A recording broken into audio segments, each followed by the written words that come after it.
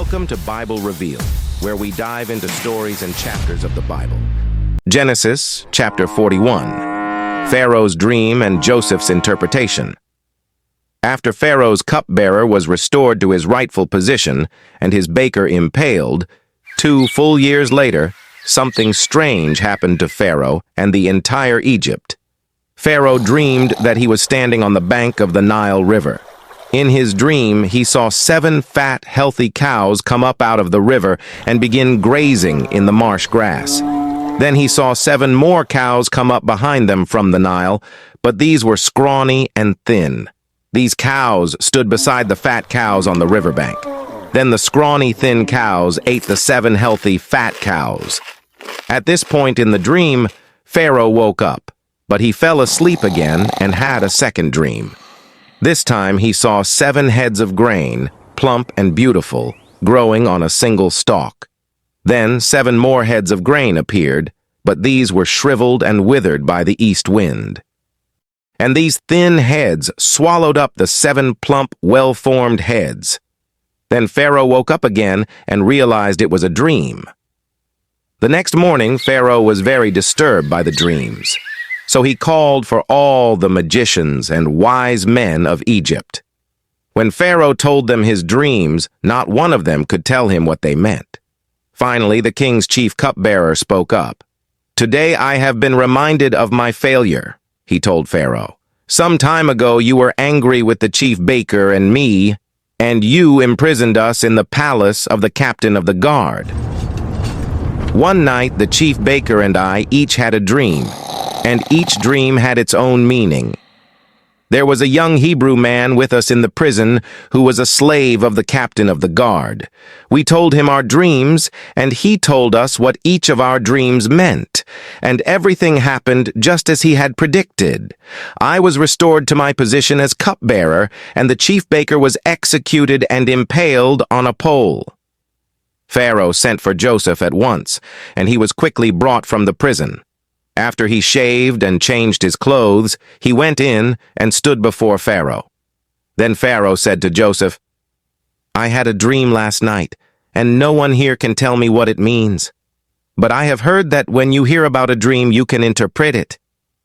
"It is beyond my power to do this," Joseph replied. "But God can tell you what it means and set you at ease." So Pharaoh told Joseph his dream. "In my dream," he said, "I was standing on the bank of the Nile River, and I saw 7 fat, healthy cows come up out of the river and begin grazing in the marsh grass. But then I saw 7 sick-looking cows, scrawny and thin, come up after them. I've never seen such sorry-looking animals in all the land of Egypt. These thin, scrawny cows ate the 7 fat cows. But afterward you wouldn't have known it, for they were still as thin and scrawny as before. Then I woke up. In my dream, I also saw 7 heads of grain, full and beautiful, growing on a single stalk. Then 7 more heads of grain appeared, but these were blighted, shriveled, and withered by the east wind. And the shriveled heads swallowed the 7 healthy heads. I told these dreams to the magicians, but no one could tell me what they mean." Joseph responded, "Both of Pharaoh's dreams mean the same thing. God is telling Pharaoh in advance what he is about to do. The 7 healthy cows and the 7 healthy heads of grain both represent 7 years of prosperity. The 7 thin, scrawny cows that came up later, and the 7 thin heads of grain, withered by the east wind, represent 7 years of famine. This will happen just as I have described it, for God has revealed to Pharaoh in advance what he is about to do. The next 7 years will be a period of great prosperity throughout the land of Egypt, but afterward there will be 7 years of famine so great that all the prosperity will be forgotten in Egypt. Famine will destroy the land. This famine will be so severe that even the memory of the good years will be erased. As for having 2 similar dreams, it means that these events have been decreed by God, and he will soon make them happen. Therefore, Pharaoh should find an intelligent and wise man and put him in charge of the entire land of Egypt. Then Pharaoh should appoint supervisors over the land and let them collect 1/5 of all the crops during the 7 good years. Have them gather all the food produced in the good years that are just ahead and bring it to Pharaoh's storehouses. Store it away and guard it so there will be food in the cities. That way there will be enough to eat when the 7 years of famine come to the land of Egypt. Otherwise, this famine will destroy the land. Joseph's suggestions were well received by Pharaoh and his officials. So Pharaoh asked his officials, "Can we find anyone else like this man, so obviously filled with the Spirit of God?" Then Pharaoh said to Joseph, "Since God has revealed the meaning of the dreams to you, clearly no one else is as intelligent or wise as you are. You will be in charge of my court, and all my people will take orders from you. Only I, sitting on my throne, will have a rank higher than yours." Pharaoh said to Joseph, "I hereby put you in charge of the entire land of Egypt." Then Pharaoh removed his signet ring from his hand and placed it on Joseph's finger.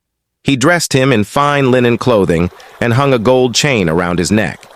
Then he had Joseph ride in the chariot reserved for his second-in-command. And wherever Joseph went, the command was shouted, "Kneel down." So Pharaoh put Joseph in charge of all Egypt. And Pharaoh said to him, "I am Pharaoh, but no one will lift a hand or foot in the entire land of Egypt without your approval." Then Pharaoh gave Joseph a new Egyptian name, Zaphanath-Paneah. He also gave him a wife, whose name was Asenath.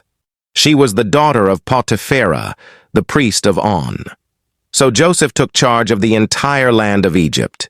He was 30 years old when he began serving in the court of Pharaoh, the king of Egypt. And when Joseph left Pharaoh's presence, he inspected the entire land of Egypt. As predicted, for 7 years the land produced bumper crops. During those years, Joseph gathered all the crops grown in Egypt and stored the grain from the surrounding fields in the cities. He piled up huge amounts of grain like sand on the seashore. Finally, he stopped keeping records because there was too much to measure. During this time, before the first of the famine years, 2 sons were born to Joseph and his wife, Asenath, the daughter of Potipharah, the priest of On. Joseph named his older son Manasseh, for he said, "God has made me forget all my troubles and everyone in my father's family." Joseph named his second son Ephraim, for he said, "God has made me fruitful in this land of my grief." At last, the 7 years of bumper crops throughout the land of Egypt came to an end. Then the 7 years of famine began, just as Joseph had predicted.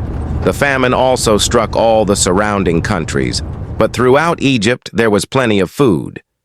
Eventually, however, the famine spread throughout the land of Egypt as well. And when the people cried out to Pharaoh for food, he told them, "Go to Joseph and do whatever he tells you." So with severe famine everywhere, Joseph opened up the storehouses and distributed grain to the Egyptians, for the famine was severe throughout the land of Egypt. And people from all around came to Egypt to buy grain from Joseph because the famine was severe throughout the world. Genesis chapter 41 presents several valuable lessons for Christians, highlighting themes of divine timing, providence, faithfulness, and stewardship. One of the key lessons we can glean from this chapter is the importance of trusting in God's timing and sovereignty, even in times of uncertainty and adversity. In the chapter, we witness how God orchestrates events to fulfill his purposes. Joseph's interpretation of Pharaoh's dreams and his subsequent rise to power as the second-in-command in Egypt exemplify God's providential care and intervention in the affairs of humanity. This underscores the principle that God is always at work behind the scenes, even when we cannot see it, and that he can use unlikely circumstances and individuals to accomplish his will. Furthermore, Genesis 41 illustrates the significance of faithfulness and stewardship in our lives. Joseph's faithful service to God, even during times of hardship and injustice, ultimately leads to his exaltation and the salvation of many people, including his own family. This serves as a reminder that our actions and choices matter to God, and that He rewards those who remain steadfast in their commitment to Him. Moreover, the chapter teaches us about the importance of preparation and planning. Joseph's wise administration during the years of plenty, where he stored grain and resources for the impending famine, demonstrates the value of foresight and prudent stewardship. It reminds us that God often calls us to be proactive in preparing for the future and to use our resources wisely for His kingdom purposes. Finally, Genesis 41 encourages us to have hope and trust in God's faithfulness, even in the midst of difficult circumstances. The fulfillment of Pharaoh's dreams and the subsequent abundance and prosperity in Egypt during the famine serve as a testimony to God's faithfulness to His promises. It reminds us that God is always faithful to His word and that He can turn even the most dire situations into opportunities for blessing and redemption. Overall, Genesis chapter 41 reminds Christians of the importance of trusting in God's providence, remaining faithful in our service to Him, being good stewards of the resources He has entrusted to us, and holding on to hope in His faithfulness, no matter what challenges we may face. Through the story of Joseph, we see God's hand at work in every aspect of our lives, guiding, sustaining, and redeeming us for His glory. Join us at Bible Revealed as we explore the Bible chapter by chapter. Thank you, and God bless you.